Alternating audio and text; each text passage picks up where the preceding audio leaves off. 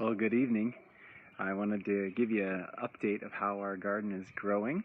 It is mid-June and in a zone 4, 4-5, it's tough to get things going, and so this is actually just barely into our start.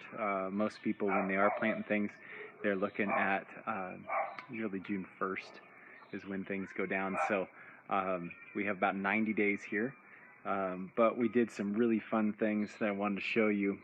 Here are peas. Look how tall these guys are. Super excited for those. We planted actually in February, and we've been picking on these for quite a while now.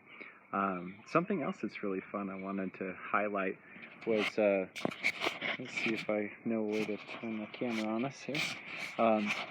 These are Egyptian walking onions, but what most people don't know, or well, most people don't know about them at all, but they, if you separate the bulbs out, see they get these bulbs on top, and they form in all different shapes, sizes. They just kind of tower off each other, but this spring I broke those individually apart and then planted them, and on the row that I did about an inch or 2 inches apart, and then made this row here, you can see that they actually